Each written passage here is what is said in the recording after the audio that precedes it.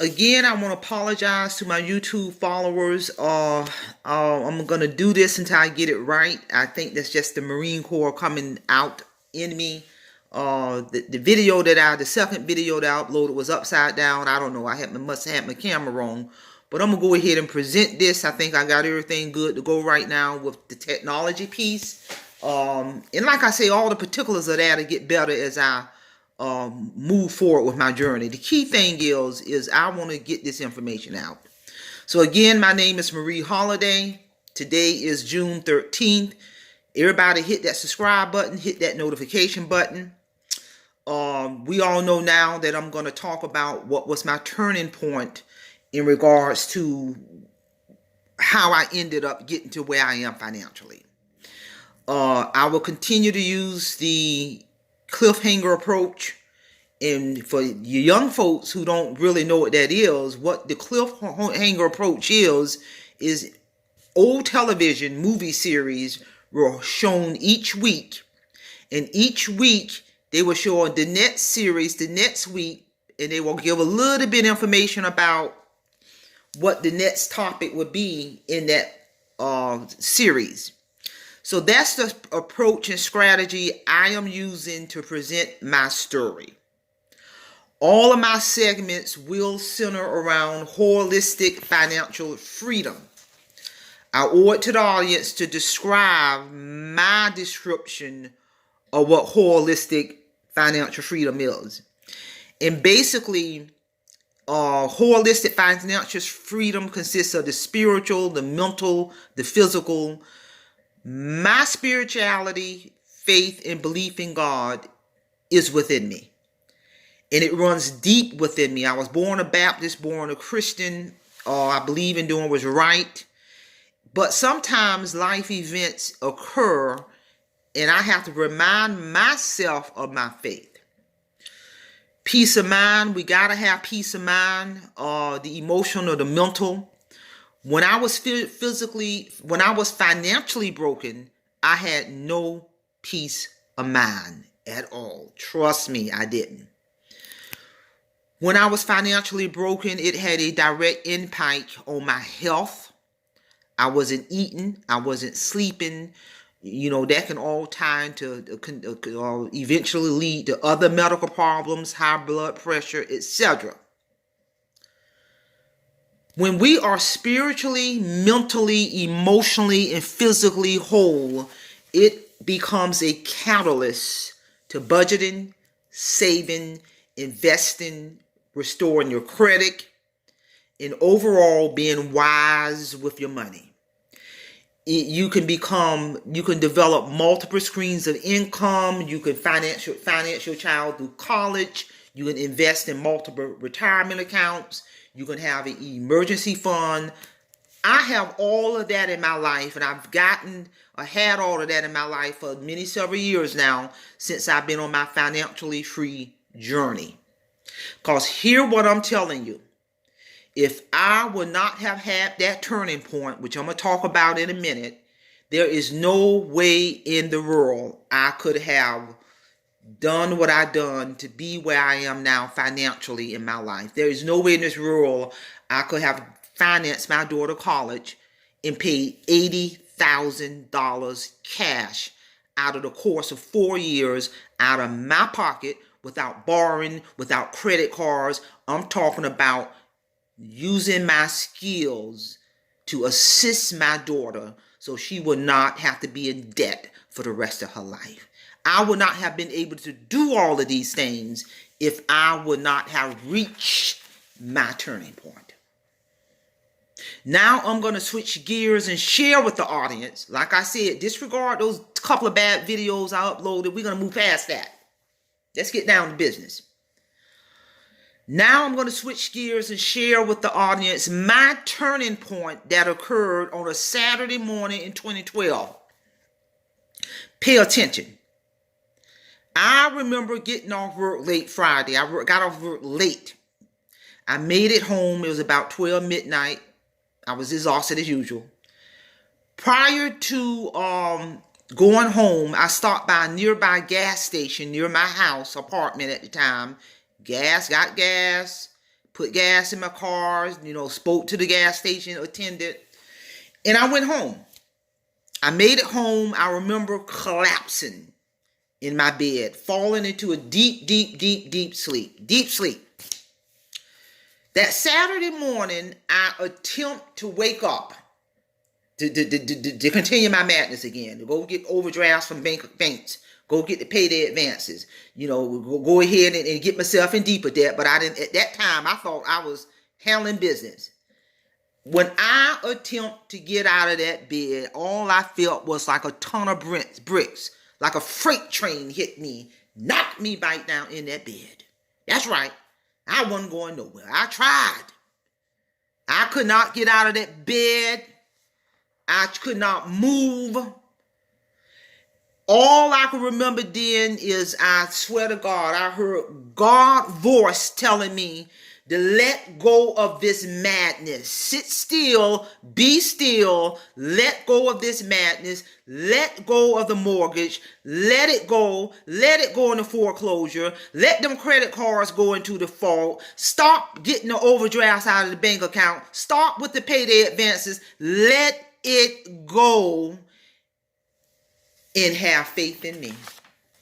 That's what I heard. I heard it loud and clear. And I didn't like what I heard. And then I remember trying to negotiate with God, telling God, I can't let my house go into foreclosure. I remember that. I can't let my house go into foreclosure. I got to pay these credit card bills. My credits are already jiked up. If I do all that, I got to keep getting these overdrafts. I got to keep using payday advance. If I don't, how I'm going to pay my bills? How I'm going to pay my rent? How I'm going to pay how I'm going to take care of my door? How I'm going to get this car note 5 months out of the rears? I can't do all this right now. I'm struggling in this deep sleep, trying to control God, trying to tell God what to do, tell God that I can't. No, I can't do all this. No. And so I'm struggling. And then I even said to God, if I do all this that you asked me to do, I'm messed up credit-wise for for 7 long years. Ain't no in the world. No, I'm doing good. Leave me alone. I just got to go keep doing what I'm doing. So I remember struggling spiritually in that deep sleep. Then I remember a loud tone or something saying, where is your faith? Where is your faith? And I later on heard a loud knock at the door. Loud. And I get up. I was able to get up for some reason. And I get up out of the bed. I answer my door. And when I open the door, there was a police officer at my door. And I'm thinking, dang, I know it ain't in jail for bad credit and not paying your bills. So I'm not a criminal. And I'm just all this mess going on in my mind, trying to figure out why this police officer at my door in the morning. And so the police officer asked me, ma'am, do you own a 2008 Honda Civic? And I was hesitant for a while because I know that damn car note was beyond behind. And I said, yeah, I own the 2008 Honda Civic. And he said that the gas attendant at the gas station saw me getting gas, came in, paid for it, and all of a sudden you disappeared and abandoned your car and you left that car and it's been there overnight. I said, what you mean overnight? What day is it? He said, it's Sunday morning. I said, wait a minute. I know I got off work late Friday, about midnight, got gas, came home. What you talking about? It's Sunday. He said, ma'am, it's Sunday morning. That car been all day long, Saturday. And I'm thinking, something ain't right. So that was my breaking point. That was my turning point right there. A battle with God, a spiritual battle for 24 hours. and to recognize that my turning point, how in regards to how I had became so spiritually, mental, physically, emotionally, financial broke to the point I had no recollection that I left my car at the gas station. We have all gone to the gas station and maybe paid for gas or went in the gas station, bought a few things, and you mistakenly leave your keys in the store. You run back in there, you get your keys. We all done that. Well, or maybe you misplace your keys on top of the car and you looking all around, the keys on top of the car. We all done that. But who in the hell leaves the whole damn car to the gas station? Who in the hell does that? At that point in time, I realized that was my turning point, that my life was messed up, and I had to turn this over to God. I had to do this because I was headed down the path of destruction. For real. So, if I was to summarize, because I'm getting ready for that cliffhanger, I have described to the audience my description of what is holistic financial freedom. When you are spiritually, emotionally, financially whole, it would have a direct impact on all areas of your life. Financially, credit score, retirement, getting a child through college, everything. You're thinking, being wise. I share in detail that spiritual battle. I share how really messed up I was, and still today, I don't have any recollection of leaving my car at the gas station. It had to be me, because evidently I walked home, ended up in my own bed, waking up on a Sunday. It was me. Shit. It couldn't have been nobody else. The gas station attendant, he's told the police officer, I saw the woman leaving her car. He couldn't figure out what was going on. It was a 24-hour gas station, and the car was there all day Sunday, Saturday. That's messed up. And still today, I don't even remember that. And the scary part about that, I'm walking at midnight from the gas station to my house. I had to put the keys in my door thing, the keyhole to get in my house, to get in there, to collapse, to go to bed. Think about the process. Think about the gaps in time. I was gone. And I'm not an alcohol user. I'm not a drug user. I don't take no medication. I understand if you are drinking or using drugs on medication, you can have gaps in time. I don't do none of that stuff. So I still don't remember none of that. Shit. So I'm going to set the stage for that cliffhanger for June 20th. After my spiritual awakening, after God knocked me to my senses, I'm going to share one thing with the audience. My first order of business. That's right. And I ain't lying. My first order of business, I restored my faith in God. I let that damn mortgage go. I stopped overdrafting on my bank account. I stopped getting payday advances. I let them credit cards go into default. 3 of them, default. Credit score dove deeper, low. That was my first order of business. So, if that was my first order of business, what was my second order of business? What was my second order of business? It had to be something, because my life ain't looking like how the way my life is now financially ain't no comparison to that mess back then.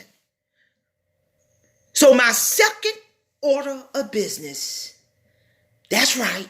And Lord, that's going to be my title for my next segment. Literally, my second order of business. You don't know what it is. I know what it was. My second order of business is going to be my title for my next segment. Because I'm going to tell you something, and I'm going to keep it real.